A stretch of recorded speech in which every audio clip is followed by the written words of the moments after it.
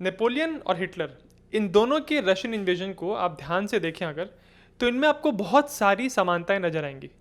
पहली चीज़, शुरुआत इनकी ऑलमोस्ट सेम डेट्स पे हुई थी, 21, 22, 23 जून। इन दोनों इन्वेजन्स के उस समय के सुप्रीम कमांडर्स बहुत एम्बिशियस थे और आसपास के यूरोप के कंट्रीज़ को उन्होंने या तो सबड्यू किया था या अपने साथ मिला लिया था।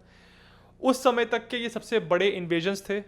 ये दोनों इन्वेजन स्टार्टिंग में सक्सेसफुल हुए थे और आगे जाके फेल हुए, और जिस रीज़न के वजह से ये इन्वेजन फेल हुआ था वो भी ऐसा लगता है कि कार्बन कॉपी है।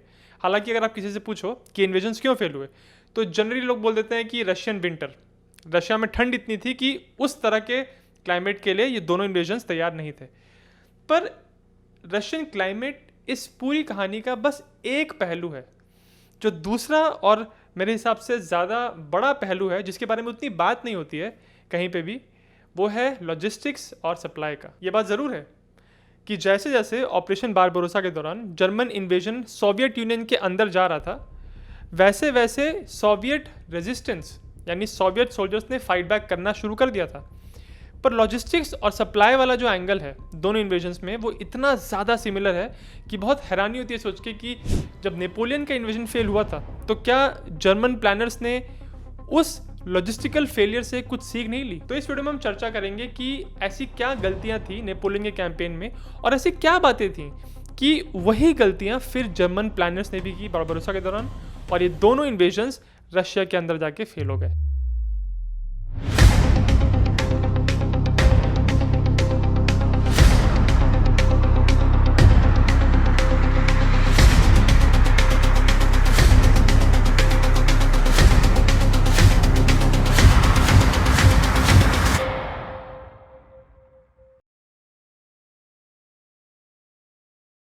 कहानी शुरू होती है रशिया के उस एस्पेक्ट से जिसको इन दोनों प्लानर्स ने ढंग से अप्रिशिएट नहीं किया, अच्छे से समझा नहीं, और ये है रशिया की ज्योग्राफी।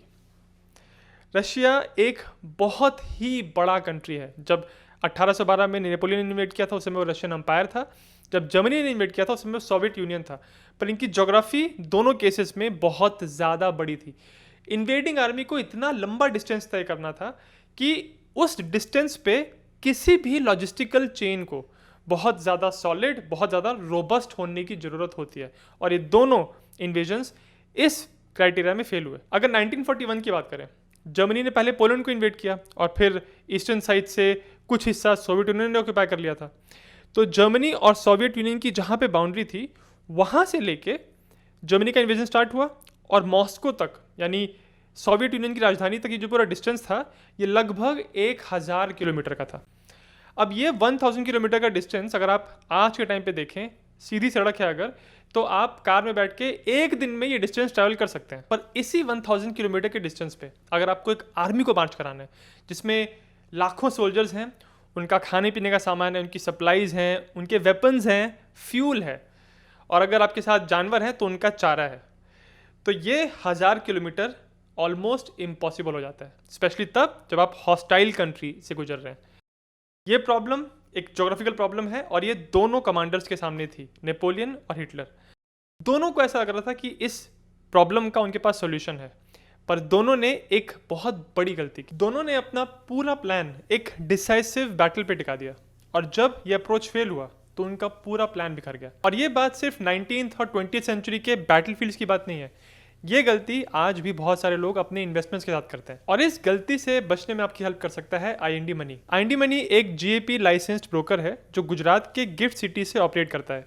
ये गिफ्ट सिटी की इंडियन रेगुलेटर आईएफएससीए के अंडर रेगुलेटेड है। आपका केवाईसी इंडिया में ही कंप्लीट होता है और आपका पैसा भी इंडियन रेगुलेशंस के फ्रेमवर्क में मूव करता है। काफ़ी इन्वेस्टर्स के लिए यही रेगुलेटरी कंफर्ट उनके इनिशियल हेजिटेशन को भरोसे में बदल देता है। क्योंकि आईएनडी मनी आपको यूएस के स्टॉक मार्केट का एक्सेस देता है, इसीलिए आप गूगल या एनवीडिया जैसी बड़ी यूएस कंपनीज में इन्वेस्ट कर सकते हैं। अगर एनवीडिया की बात करें तो इसने लास्ट 10 सालों में इन्वेस्टर्स को 33,000% रिटर्न्स दिए हैं। अगर पूरे यूएस मार्केट की बात करें तो S&P 500 ने लास्ट ईयर में लगभग 30% रिटर्न दिया है, जबकि निफ्टी के लास्ट ईयर के रिटर्न्स नेगेटिव रहे हैं। इसलिए बहुत ज़रूरी होता है कि आपके इन्वेस्टमेंट्स को डाइवर्सिफाइड रखा जाए, ताकि अगर कहीं कोई एक मार्केट डाउन चल रहा है तो आपके ओवरऑल पोर्टफोलियो में बहुत ज़्यादा नुकसान ना हो। अक्सर लोगों को ऐसा लगता है कि अमेरिकन कंपनीज के शेयर्स बहुत महंगे होते हैं, जैसे कि टेस्ला का एक शेयर 36,000 रुपीज़ का है, पर आप सिर्फ 500 रुपये से टेस्ला के शेयर का हिस्सा ले सकते हो। इसको फ्रैक्शनल इन्वेस्टिंग कहते हैं। इसमें आपको 500 रुपये देने पर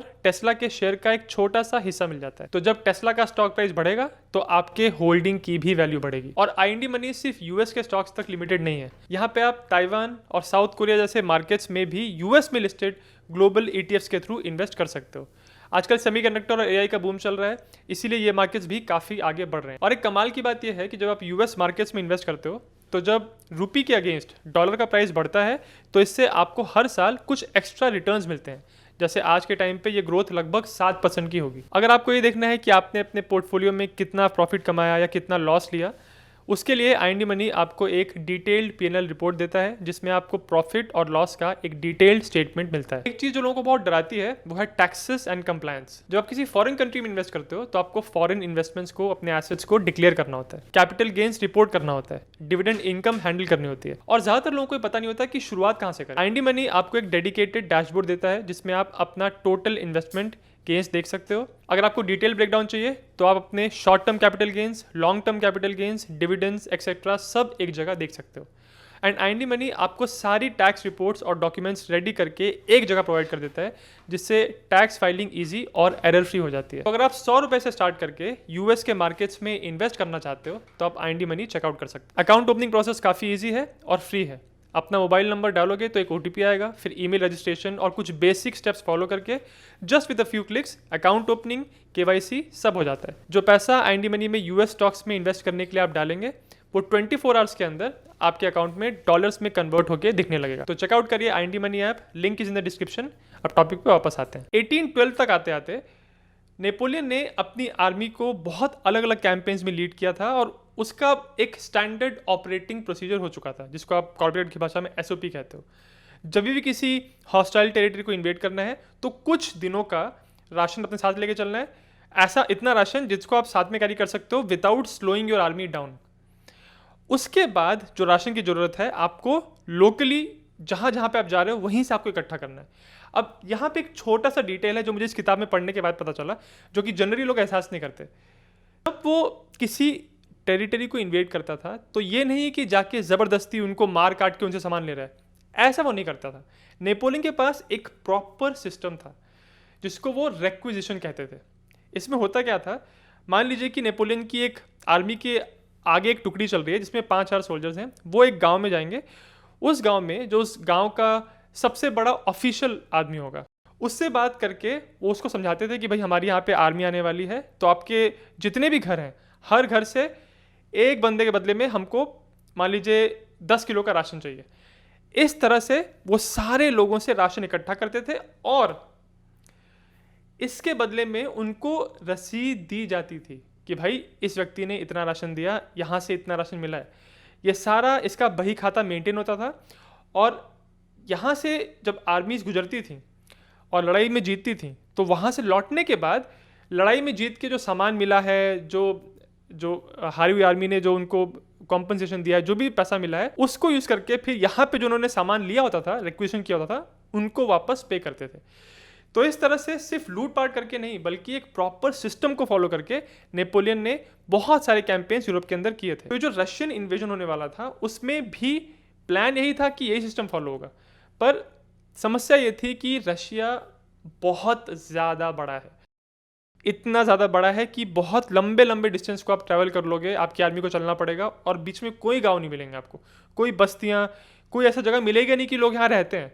जब आपको लोग नहीं मिल रहे तो आपको वहाँ से लोगों के घर में जो अनाज होता है वो नहीं मिलता, और इसकी वजह से डिस्टेंस आपकी आर्मी के मार्च के लिए एक प्रॉब्लम क्रिएट कर सकते हैं। अभी तक जो नेपोलियन ने मार्चेस किए थे वो ऐसी जगहों पे किए थे जो सेंट्रल यूरोप में पड़ती थी, जहाँ पे हर थोड़े डिस्टेंस पे आपको कोई ना कोई बस्ती, कोई गांव मिलता था। पर रशिया में आके बात चेंज हो जाती है। एक और बहुत दिलचस्प बात है जिसके बारे में बहुत कम लोगों को पता है।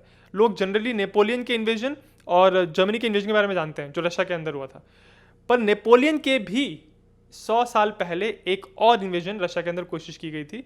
इसको लीड किया था स्वीडन के किंग ने, चार्ल्स द 12th, और वो भी रशिया की ज्योग्राफी के आगे उनको भी घुटने टेकने पड़े थे। तो जब नेपोलियन अपना इन्वेजन करने जा रहे थे तो उन्होंने ऑब्वियसली हिस्ट्री पढ़ी थी और चार्ल्स द 12th के चैलेंजेस के बारे में उनको पता था, इसीलिए उन्होंने एक बहुत तगड़ी प्लानिंग की थी। नेपोलियन अपना इन्वेजन जून में शुरू करने वाले थे, पर उसके 3 महीने पहले ही मार्च 1812 में डांजिग शहर में 50 दिनों के लिए 4 लाख सैनिकों और 50,000 घोड़ों की सप्लाईज इकट्ठा करके रखी थी, और कुछ और सप्लाईज आगे जाके ओडर नदी के पास शहरों में भी थी। ये दोनों जगहें प्रशियन टेरिटरी यानी अल्टीमेटली नेपोलियन के कंट्रोल में थी।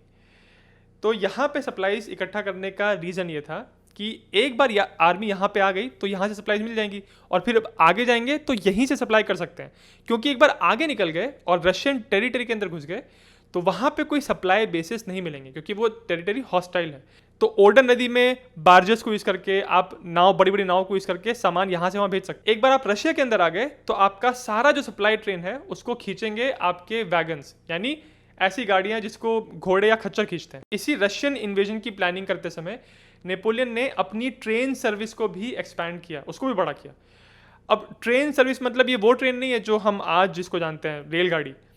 ये ट्रेन है बेसिकली एक सप्लाई चेन, यानी इसके अंदर मोस्टली वैगन्स होती हैं जो आपका सामान आपके होम बेस से, यानी ऐसे बेस से जहाँ पे सामान इकट्ठा होकर रखा है और जो आपके कंट्रोल में, वहाँ से आपकी आर्मी को आगे तक सामान सप्लाई करती हैं, फिर वहाँ से वापस आती हैं, फिर ऐसे करती हैं। इस तरह से ये जो पूरी चेन बन जाती है, इसको सप्लाई ट्रेन कहते थे नेपोलियन के टाइम पे। सप्लाई ट्रेन को एक्सपैंड करके नेपोलियन ने इसमें 26 बटालियंस बना दिए, और इनमें से 8 बटालियन ऐसे थे जिनके पास 600 व्हीकल्स थे और बाकियों के पास 252 वैगन्स थे, और हर वैगन को 4 घोड़े खींच रहे थे, और ये वैगन्स 1.5 टन सप्लाईज कैरी कर सकते थे। इसके अलावा नेपोलियन ने 6000 एक्स्ट्रा घोड़े रखे थे, क्योंकि जब आपकी सप्लाई ट्रेन मूव करती है घोड़े थकते हैं, मर जाते हैं, तो उनको रिप्लेस करने के लिए बाकी घोड़े रहेंगे ताकि आपका सप्लाई का जो चेन है वो रुके ना। और ये तो सिर्फ नंबर्स हैं खाने पीने के, राशन के, जनरल सप्लाईज के।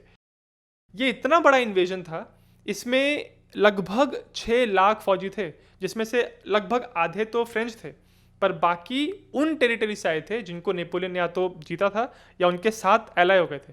इसमें इटालियंस थे, प्रशियंस थे, ऑस्ट्रियंस थे, जर्मन्स थे। इस पूरी सेना के साथ 1200 से ज़्यादा आर्टिलरी गन्स थी, और हर गन के लिए 650 से लेके 1100 राउंड्स या गोले थे। ये नंबर से बात दिखाते हैं कि लॉजिस्टिकल स्टैंड पॉइंट से ये कितना बड़ा ऑपरेशन था और नेपोलियन ने कितनी प्लानिंग की थी। नेपोलियन भी इस बात को जानते थे कि ये पूरी आर्मी, ये जो 1000 किलोमीटर का डिस्टेंस ट्रैवल करना है और मॉस्को के अंदर जाना है, ये 1000 किलोमीटर का डिस्टेंस सिर्फ इनकी सप्लाई ट्रेन इनको सप्लाईज नहीं पहुंचा पाएंगी, क्योंकि एक बार मॉस्को के अंदर आर्मी पहुंच गई तो मान लीजिए 2 महीने आर्मी रुकती है वहाँ पे 60 दिन, तो 60 दिन के लिए खाना खिलाने के लिए 18,000 टन की ज़रूरत थी। और जो सप्लाई ट्रेन इतनी बड़ी बनाने के बाद जो सप्लाई ट्रेन यहाँ पे बनी थी वो सिर्फ उसकी आधी कैपेसिटी सप्लाई कर सकती थी। तो ये पॉसिबल ही नहीं था कि आप होम बेस से मॉस्को तक अपनी आर्मी को सप्लाई कर पाएंगे, और ये बात नेपोलियन जानते थे कि ये नहीं हो पाएगा। फिर भी उन्होंने इस इन्वेजन को किया। क्यों?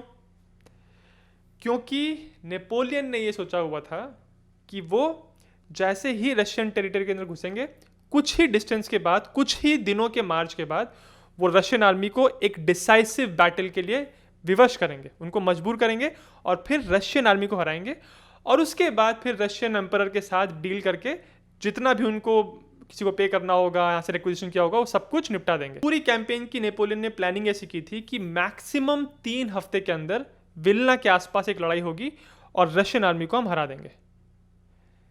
परंतु ऐसा नहीं हुआ, और इसका कारण था रशियन आर्मी ने नेपोलियन को वो डिसाइसिव बैटल दिया ही नहीं। रशियंस लगातार पीछे हटते रहे। और यहाँ पे एक छोटी सी एक और बात बताना जरूरी है जिसको लोग एहसास नहीं करते। जब आप अपनी टेरिटरी से पीछे हटते हो तो ये इतना आसान फैसला नहीं होता कि चलिए हम पीछे हट जाते हैं, वो हमारे पीछे आएंगे, तो हमारी टेरिटरी इतनी बड़ी है कि हम इनको बस पीछे भाग भाग के ही इनको हरा देंगे। ये आसान इसलिए नहीं होता क्योंकि आपको पता है कि आपका दुश्मन आपके घर के अंदर आया है, जितना आप पीछे हट रहे हो वो उतना आगे आ रहा है और उतना एरिया उसका होता चला जा रहा है। क्योंकि जिस रशियन जनरल ने इस बात की पैरवी की थी कि हमको पीछे हटना चाहिए, नेपोलियन को एक डिसाइसिव बैटल नहीं देना चाहिए, उनको भी बहुत गालियां पड़ रही थी। बाकी रशियन कमांडर्स उनको कह रहे थे कि ये डरपोक है, ये लड़ाई से बचने की कोशिश कर रहा है। और इनफैक्ट इसी वजह से जो बैटल ऑफ बोरोडिनो हुआ था बहुत समय आगे जाके, उसका एक कारण ये भी था कि रशियन कमांडर को अल्टीमेटली इस प्रेशर में आना पड़ा कि चलो अब एक लड़ाई करनी ही पड़ेगी। पर यहाँ देखिए प्रॉब्लम क्या हो रही थी। नेपोलियन ने कैलकुलेशन की थी 3 हफ्तों की, कि 3 हफ्तों के अंदर कोई डिसाइसिव बैटल हो जाएगी। अब 3 हफ्ते में जो लड़ाई नहीं हुई, तो जितना 3 हफ्ते से वो आगे जा रहे थे उतना उनकी सप्लाई ट्रेन उनको सप्लाई नहीं कर पा रही थी। और इसी के बाद इनकी पूरी सप्लाईज की जो पूरी चेन थी उसमें क्रैक्स दिखने शुरू हो गए। 4-5 दिक्कतें थी, पर हमारे डिस्कशन के लिए जो सबसे ज़्यादा इंपॉर्टेंट है उसमें से 2 हैं। पहली चीज़, रोड। जब आपको सप्लाईज, आर्मीज या व्हीकल्स को मूव करना होता है तो बेस्ट तो ये सिनेरियो होता है कि जब आपके पास सीधा सड़क हो चलने के लिए। जैसे मैंने शुरू में कहा था, आपको 1000 किलोमीटर अगर कार से ट्रैवल करना है तो यहाँ पे कंडीशन है कि आपके सीधे सड़क बने हुए हैं जिस पे डामर लगा है। पर उस ज़माने में ऐसी सड़क तो थी नहीं। जो थोड़ी बहुत सड़कें थी भी, वो भी बहुत पुअरली मैनेज थी। ज़्यादातर रास्ता जो था वो सिर्फ ट्रैक था। मतलब जब आप किसी घास वाली सड़क पे बहुत देर तक चलते हैं तो कैसे वहाँ पे घास हट जाती है ना, मिट्टी से बन जाती है, वैसे ही रास्ते ज़्यादातर थे। उन रास्तों पे जब इनके घोड़े चलते थे तो बारिश के बाद ये रास्ते दलदली बन रहे थे, और वही दलदली रास्ते जब आपको हफ्तों तक चलने होते हैं तो आपके मार्च की स्पीड बहुत ज़्यादा स्लो हो जाती है। तो इमेजिन करिए कि आप किसी शॉपिंग मॉल में गए हैं और आपके पास एक शॉपिंग कार्ट है, उसके अंदर आपने पूरा सामान ऊपर तक भरा हुआ है। अब उस शॉपिंग कार्ट को आप किसी मार्बल के फ्लोर पे नहीं बल्कि एक कीचड़ वाले, दलदल वाले ज़मीन पे पुश कर रहे हैं, कितना टाइम लगेगा उसमें। बिल्कुल ऐसा ही नेपोलियन की सप्लाई ट्रेन के साथ हो रहा था। उनके घोड़े जो वैगन्स को खींच रहे थे, उनके वैगन्स इन दलदली रास्तों में लगातार फंस रहे थे, जिसकी वजह से उनकी स्पीड कम हो रही थी, जिसकी वजह से वो अपनी आर्मी को ढंग से सप्लाई नहीं कर पा रहे थे। यह है पहला कारण। दूसरा मेजर कारण है घोड़े। एक बड़ी मशीन को, एक व्हीकल को, एक बड़ी ट्रक को जब आप इस्तेमाल नहीं कर रहे हैं तो आप उसको ऑफ करके चाबी निकाल के रख सकते हैं, पर घोड़ों का ऐसा नहीं होता। घोड़ों को चाहिए होता है खाना, घास, हे, ओट्स, और ये सारा सामान आपको कैरी करना पड़ता। अब नेपोलियन के इस इन्वेजन में 2.5 लाख घोड़े थे। उतने सारे घोड़ों को खाना खिलाने के लिए और सामान चाहिए, उतने और सामान को कैरी करने के लिए और घोड़े चाहिए। तो इस तरह से चेन बनती जाती है। तो इसमें अल्टीमेटली बात ये हो जाती है कि जितना आप सामान मूव करते हो घोड़ों को इस्तेमाल करके, आपको उसका बहुत बड़ा हिस्सा घोड़ों को खिलाना पड़ता है। तो अल्टीमेटली उस फ्यूल को, यानी जो खाना घोड़े खा रहे हैं वो फ्यूल है आपका, वो भी आपको बहुत कैरी करना पड़ता है। और इस सब से जो आपकी सप्लाई ट्रेन की एफिशिएंसी है, सामान मूव करने की उसकी जो ताकत है, वो बहुत कम हो जाती है। और उसमें आपके पास ये भी ऑप्शन नहीं है कि आप घोड़ों को लेके ना चलो, क्योंकि अगर आपके पास घोड़े नहीं होंगे तो आप जो इतनी सारी बड़ी बड़ी आर्टिलरी गन्स को लेके चल रहे हो वो लेके आप नहीं चल पाओगे। आपके पास आर्टिलरी गन्स नहीं होंगी तो नेपोलियन की तो सबसे फेवरेट वेपन ही उनकी आर्टिलरी थी। बिना आर्टिलरी के वो लड़ाई नहीं जीत सकते थे, और अगर लड़ाई नहीं जीतेंगे तो इस सारे इन्वेजन का पॉइंट क्या था। तो घोड़ों को तो आपको लेके चलना था, और घोड़े ही लॉजिस्टिकली आपकी समस्या का एक बहुत बड़ा कारण थे। और इंटरेस्टिंगली यही घोड़े वाला एंगल आपको आगे जर्मनी के इन्वेजन में भी नजर आएगा। तो जो जनरली लोग विंटर की बात करते हैं कि रशियन विंटर ने नेपोलियन के इन्वेजन को इतना थका दिया, तो ये देखिए जो घोड़ों वाला और जो रोड्स वाला प्रॉब्लम है, ये तो विंटर के शुरू होने के बहुत पहले दिखाई पड़ने लग गया था। तो सिर्फ विंटर का रोल नहीं है। एक और फैक्टर था डिसिप्लिन वाला। जैसे मैंने आपको बताया, नेपोलियन की जो ग्रैंड आर्मी इन्वेजन करने जा रही थी, ये पूरी आर्मी फ्रेंच नहीं थी। फ्रेंच तो आधे से कम ही थे। बाकी जो आर्मी थी वो उसके एलाइज की थी। जर्मन्स थे इसके अंदर, ऑस्ट्रियंस थे, प्रशियंस थे, इटालियंस थे। और इन सोल्जर्स का डिसिप्लिन उस तरह का नहीं था जैसे फ्रेंच सोल्जर्स का था। तो ऐसा कई बार होता था कि नेपोलियन की कोई टुकड़ी अगर आगे चल रही है और उनका प्रॉपर सिस्टम था कि किसी गांव में जाके रिक्विजिशन करना है, तो आगे वाली टुकड़ी जो कि उतनी डिसिप्लिन नहीं है वो अपना लूट मार कर रहे हैं और कोई सिस्टम फॉलो नहीं कर रहे हैं। इससे होता क्या था कि जो पीछे उनकी आर्मी आ रही है उनको वहां पे जाके खाना ही नहीं मिल रहा या अपनी सप्लाईज इकट्ठा नहीं कर पा रहे। तो इस तरह से डिसिप्लिन ने भी एक रोल प्ले किया उनकी सप्लाईज को अफेक्ट करने के लिए। इन्हीं सारी प्रॉब्लम्स को लेके नेपोलियन रशियन आर्मी का पीछा करते हुए एक डिसाइसिव बैटल की खोज में आगे बढ़ते जा रहे थे, और 15 अगस्त 1812 को नेपोलियन पहुंच जाते हैं स्मोलेंस्क। स्मोलेंस्क में जो आर्मी लेके नेपोलियन पहुंचे उसमें से ऑलरेडी 1 लाख सोल्जर्स कम थे। इसके बाद जब उनकी बोरोडिनो में पहुंचे, वो वहां पे उनकी लड़ाई हुई, वहां पे उनके पास सिर्फ 1,60,000 सोल्जर्स थे। और जब वो मॉस्को में पहुंचे तो उनके पास बस 1 लाख सोल्जर्स बचे थे। और जब मॉस्को से निकले तो इससे भी कम। जो विंटर का जो एक्चुअल प्रकोप है वो हुआ था शुरू कब, जब नेपोलियन ने अपना रिट्रीट शुरू किया था। तो इस बात को ध्यान रखिए, नेपोलियन के मॉस्को पहुंचते तक ही कितनी उनकी आर्मी की साइज इफेक्ट हो गई थी और कितनी लॉजिस्टिकल चैलेंजेस उनको ऑलरेडी आ चुके थे। तो सिर्फ विंटर ये कारण था जिसकी वजह से नेपोलियन की हार हुई, ये कह देना सही नहीं है। ये बात हो गई नेपोलियन की, और नेपोलियन के इन्वेजन को आगे आने वाले सालों में बहुत पढ़ा गया, बहुत स्टडी किया गया। जाहिर सी बात है कि ये स्टडी जर्मन प्लानर्स ने भी की होगी जब वो ऑपरेशन बारबरोसा की प्लानिंग कर रहे थे, यानी सोवियत यूनियन को इन्वेड करने की प्लानिंग कर रहे थे। ये इन्वेजन हुआ था 1941 में, यानी नेपोलियन के इन्वेजन के लगभग 130 साल के बाद। 1941 में जर्मनी की आर्मी की ऐसी रेपुटेशन बन गई थी कि जिसके भी सामने ये आते हैं उसको ख़त्म कर देते हैं। जस्ट अभी अभी कुछ समय पहले ही उन्होंने फ्रांस, जिनको फर्स्ट वर्ल्ड वॉर में नहीं हरा पाए थे, उनकी कैपिटल को लगभग 6 हफ्तों में कैप्चर कर लिया था। इस तरह की मोमेंटम, इस तरह की रेपुटेशन के साथ उन्होंने सोवियत यूनियन को इन्वेड किया। जर्मन मिलिट्री के लाइटनिंग वॉर यानी ब्लिट्जक्रीग के बारे में सब बात कर रहे थे कि कितना तेजी से कॉन्सेंट्रेट होकर एक जगह पे अटैक करते हैं। इनके पास मोटराइज्ड इन्फेंट्री है, इनके पास पैंजर्स हैं, डाइव बॉम्बर्स हैं। ऐसा वाइब बना हुआ था कि इनकी मिलिट्री लॉजिस्टिकली बहुत स्ट्रांग है। पर अंदर की बात ये थी कि जो रोड्स और घोड़ों वाली प्रॉब्लम नेपोलियन को हुई थी, 130 साल के बाद वही प्रॉब्लम्स जर्मन इन्वेजन को भी हुई। तो उस समय सबको यही लगता था कि इतने सालों पहले, 130 साल पहले जब नेपोलियन ने इन्वेजन किया था, उनको जो लॉजिस्टिकल चैलेंजेस हुए थे, उन लॉजिस्टिकल चैलेंजेस को इस पावरफुल जर्मन मिलिट्री ने तो ऑब्वियसली सॉल्व कर लिया होगा। ये बात सही है कि उन्होंने काफ़ी हद तक सॉल्व कर लिया था, पर कुछ सॉल्व नहीं किया था, और वो कुछ ही उनके अल्टीमेट फेलियर का कारण बनता है। 1939 की टेक्नोलॉजी के हिसाब से एक डबल ट्रैक्ड रेलवे लाइन जितना सामान ले जा सकती थी, उसके बराबर कैपेसिटी पाने के लिए लगभग 1600 लॉरीज चाहिए थी। और लॉरीज की प्रॉब्लम क्या थी? इसमें आपको मैन पावर चाहिए, फ्यूल चाहिए, स्पेयर पार्ट्स चाहिए और रेगुलर मेंटेनेंस चाहिए। तो लास्ट के कुछ डिस्टेंस के लिए 100-150 किलोमीटर जब आपको बिल्कुल फ्रंट लाइन्स पे सामान पहुंचाना है, उस समय लॉरीज ठीक हैं। पर अगर आप लंबे डिस्टेंसेस की बात कर रहे हैं, जैसे कि वो 1000 किलोमीटर ब्रेस्ट लिटोव से लेके मॉस्को, इस लेवल के डिस्टेंस की बात कर रहे हैं, तो बेस्ट आपका तरीका होता है रेलवे लाइंस। और ये रेलवे वही रेलवे है जो हम आज जानते हैं, यानी रेलगाड़ी, मालगाड़ी। और इन्हीं रेलवे लाइंस ने जर्मनी के लिए एक बहुत बड़ी समस्या खड़ी की। समस्या ये थी कि जो रेलवे लाइंस सोवियत यूनियन के अंदर थी, उनकी चौड़ाई यूरोपियन रेलवे लाइंस से ज़्यादा थी।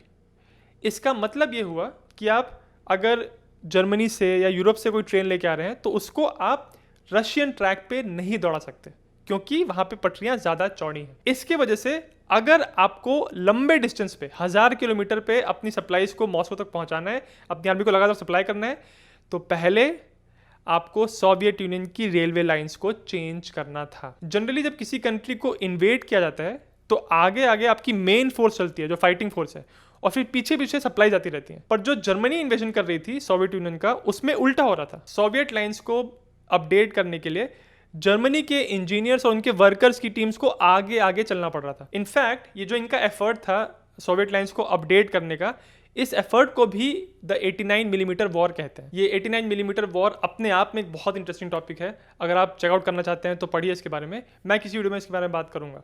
ये एक दिक्कत हो गई आपकी रेलवे लाइंस की। दूसरी दिक्कत थी जर्मनी की मोटराइजेशन का लेवल। उस समय ये रेपुटेशन थी कि जर्मन मिलिट्री बहुत फास्ट मूविंग मशीन है, बिल्कुल अनबीटेबल है। पर आज भी अक्सर लोग इस बात को एहसास नहीं करते कि जबकि जर्मनी ने इतने सारे कैंपेन सक्सेसफुल कर लिए थे, पर फिर भी उनकी मिलिट्री ज़्यादातर अभी भी हॉर्स ड्रॉन ही थी, उतनी मैकेनाइज्ड नहीं थी जितना लोग सोच लेते हैं। और तीसरी प्रॉब्लम थी रोड्स। हालांकि 1812 के कंपैरिजन में अब रोड्स थोड़े बेहतर ज़रूर हो गए थे, पर जब उन पे जर्मन गाड़ियों ने चलना शुरू किया, लगातार यूज होने शुरू हुए, तो बहुत जल्दी डैमेज होने लग गए। और उसके बाद एक बार फिर से रोड्स बचे नहीं आपके पास, तो आपको वही ट्रैक्स यूज़ करने पड़ेंगे जिस पे नॉर्मली इंसान चलता है। और उस पर इतने सारी जब आप गाड़ियाँ चला रहे हैं, उसमें अगर बारिश हो गई तो फिर वही दलदल वाला सिस्टम क्रिएट हो जाएगा। और वही चीज़ जर्मनी के साथ भी हो रही थी। तो अगर आप रेलवे लाइंस की चौड़ाई वाला फैक्टर हटा दें, तो जो बाकी दो फैक्टर्स हैं वो वही फैक्टर्स हैं जो नेपोलियन के टाइम भी हुए थे। तो इसका इफेक्ट नेपोलियन के ऊपर जो पड़ा, वही इफेक्ट इसका जर्मन इन्वेजन पे भी पड़ा। जर्मन कैंपेन के शुरू होने के सिर्फ 19 दिन के अंदर जर्मन लॉरीज का 25% हिस्सा खत्म हो चुका था। सिर्फ एक हफ्ते बाद आर्मी ग्रुप सेंटर अपने लगभग 1/3 ट्रक्स को खो चुके थे। अब घोड़ों को भी हालांकि आप अपने देश के अंदर वापस ब्रीड करके पैदा कर सकते हैं, पर उसमें फ्रंट लाइन में उनको लाने में उसमें समय लगेगा। सिमिलरली लॉरीज को आप और बना सकते हैं, पर जिस स्पीड पे लॉरीज यहाँ पे डिसेबल हो रही थी उस स्पीड पे जर्मन्स नई लॉरीज को यहाँ नहीं पहुंचा पा रहे थे। दलदली जमीन में ट्रक्स को चलने में जो प्रॉब्लम हो रही थी, जो धीरे चल रही थी, उसके साथ एक और प्रॉब्लम जुड़ रही थी और वो प्रॉब्लम थी फ्यूल की। जब रोड दलदली होता है, रोड खराब होता है, तो आपकी गाड़ी के इंजन को ज़्यादा मेहनत करनी पड़ती है और इसकी वजह से फ्यूल ज़्यादा कंज्यूम होता है। जर्मन प्लानर्स ने सोचा था कि हर मंथ में उनको लगभग 2.5 लाख टन फ्यूल लगेगा, पर इन दलदली रोड्स की वजह से जो एक्चुअल यूसेज हो रहा था वो लगभग 3,30,000 टन हो रहा था। यानी जो आपका एस्टिमेट है उससे आप ऑलमोस्ट 30% ऊपर निकल गए। तो ये एक्स्ट्रा 30% जो आपको पहुंचाना है, अब प्रॉब्लम यह है कि उस 30% को भी आपको उसी रोड से पहुंचाना है जिस रोड पे हालत बहुत खराब है। अब देखिए सेम वही नेपोलियन वाली दिक्कत है। नेपोलियन के पास घोड़े थे, खाते हैं चारा, वो चारा है फ्यूल।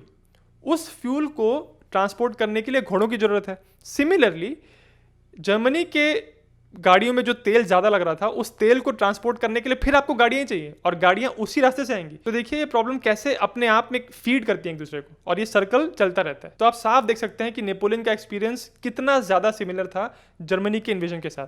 व्हीकल्स की प्रॉब्लम चेक, दलदली रास्ते चेक, घोड़ों का मरना चेक, सप्लाई सिस्टम के लिए बहुत ज़्यादा डिस्टेंस चेक, और एक डिसाइसिव बैटल की खोज चेक। जैसे नेपोलियन ने सोचा था कि अंदर जाने के बाद 3 हफ्ते के अंदर एक डिसाइसिव बैटल हो जाएगा, कुछ वैसी ही प्लानिंग जर्मन प्लानर्स ने भी की थी। उनका ये मानना था कि बड़े बड़े इंसर्कलमेंट करेंगे वो और सोवियत आर्मी को घेर के खत्म कर देंगे। इससे ये होगा कि जो सोवियत आर्मी फील्ड में है उसका एक ज़्यादातर हिस्सा डिसेबल हो जाएगा और अल्टीमेटली फिर सोवियत यूनियन को नेगोशिएशन टेबल पे और सरेंडर करने के लिए आना पड़ेगा। जर्मन्स इन बड़े बड़े बैटल्स को कैसलस्लाक्टन कहते थे। आर्मी ग्रुप सेंटर का मिशन था कि 3 बड़े एनसर्कलमेंट्स के जरिए दुश्मन को हरा दिया जाए, जिसमें आखिरी एनसर्कलमेंट स्मोलेंस्क के पास कंप्लीट होना था। उस पॉइंट के बाद लार्ज स्केल मोबाइल ऑपरेशंस को रुक जाना था, ऐसी प्लानिंग थी उनकी। ब्यालिस्टोक, मिन्स्क, स्मोलेंस्क और बाद में किएव में बड़े बड़े एनसर्कलमेंट्स हुए जहां पे लाखों सोवियत सोल्जर्स जर्मन्स के कंट्रोल में आ गए। पर फिर भी सोवियट्स ने लड़ना नहीं छोड़ा। जितने उनके सोल्जर्स पीछे से लूज हो रहे थे, उसी स्पीड पे जहां जहां भी जर्मन्स नहीं पहुंचे थे वहां और सोवियत आर्मीज खड़ी हो रही थी। जब जर्मन्स अक्टूबर और नवंबर के समय मॉस्को की तरफ एक फाइनल पुश करना चाहते थे, तब उनका लॉजिस्टिकल सिस्टम ऑलमोस्ट फेल हो चुका था। उनके ट्रक्स खराब हो चुके थे, फ्यूल की सप्लाई बहुत खराब हो चुकी थी, बारिश बहुत हो रही थी, रोड्स बिल्कुल वैसे ही हो गए थे जैसे नेपोलियन के टाइम पे थे। और इनफैक्ट ये जो रोड्स की हालत होती थी, इसका एक नाम दे दिया गया था, रास्पुतित्सा। वो भी जानते थे कि सप्लाई की प्रॉब्लम सोवियत यूनियन में होने वाली है क्योंकि ये डिस्टेंस बहुत ज़्यादा है, पर उनके सामने भी वही प्रॉब्लम थी, इस इन्वेजन को करना तो है, क्योंकि जैसे नेपोलियन ने मन बनाया हुआ था कि कुछ भी हो जाए ये इन्वेजन तो होके रहेगा। सिमिलरली एडोल्फ हिटलर ने भी ये चीज़ क्लियर की हुई थी कि सोवियत यूनियन का इन्वेजन रुक तो नहीं सकता। तो क्वेश्चन ये नहीं था कि इन्वेजन करना चाहिए कि नहीं, क्वेश्चन ये था कि इन्वेजन तो होगा, किस तरह से हम अपने सोल्जर्स को मैक्सिमम टाइम तक सर्वाइव करवा लें, सस्टेन करा लें कि उतने टाइम तक सोवियत यूनियन सरेंडर करने पे मजबूर हो जाए। तो देखिए पॉलिटिकल विल, जो टॉप पे आपको बंदा ऑर्डर दे रहा है, उसका स्टांस कैसा है, उसकी पॉलिटिक्स कैसी है, इस पे कितना डिपेंड करता है कि आपकी लॉजिस्टिकल और आपकी बैटलफील्ड पे जो कंडीशंस हैं वो कैसे प्ले आउट होंगी। आर्ग्यूमेंट ये भी दिया जाता है कि जैसे नेपोलियन मॉस्को पहुंच गया था, मॉस्को में कुछ समय रुकने के बाद भी जब उसको एहसास हो गया कि यहाँ कुछ बात नहीं बनने वाली, ज़ार बात ही नहीं कर रहे हैं, कोई डील की बात ही नहीं हो रही है यहाँ पे, तो उनको वापस लौटना पड़ा था।